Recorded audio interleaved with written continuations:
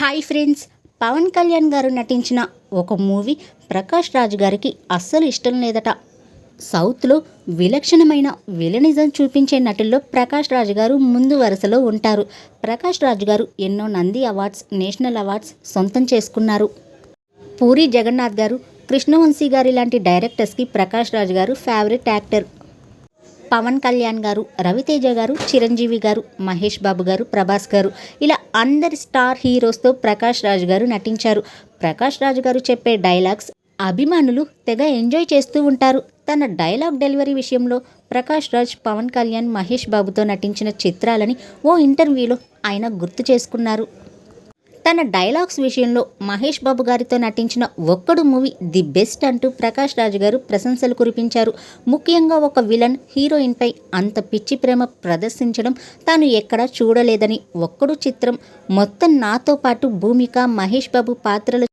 భూమిక సంక్రాంతి ముగ్గైతే అందులో గొబ్బెమ్మను నేను అంటూ చెప్పే డైలాగ్స్ అద్భుతం అని ప్రకాష్ రాజ్ గారు ఆ డైలాగ్స్ అన్ని ఒకసారి గుర్తు చేసుకున్నారు. గుణశేఖర్ గారు, పరుచూరి బ్రదర్స్ గారు కలిసి నా పాత్రని మెమొరబుల్గా తీర్చిదిద్దారు.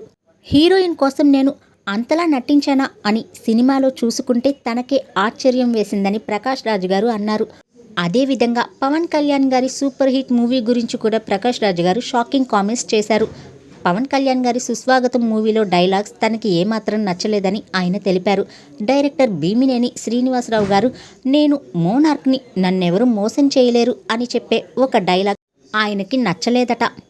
ఇదేం డైలాగ్ అండి, ఇంత చండాలంగా డైలాగ్ ఉంటుందా, మార్చండి సార్ అని అడిగాను. కానీ ఆయన ఒప్పుకోలేదు. డైరెక్టర్ పట్టుబడితే చేయాలి కదా అని చేశాను.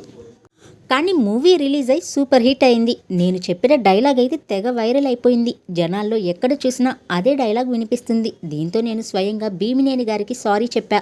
మిమ్మల్ని తప్పుగా అర్థం చేసుకున్నానని కూడా చెప్పా. ఇప్పుడు సుస్వాగతం మూవీ వస్తే నా పాత్ర నాకే చాలా గమ్మత్తుగా అనిపిస్తుంది అని ప్రకాష్ రాజ్ గారు అప్పటి విషయాలను షేర్ చేసుకున్నారు.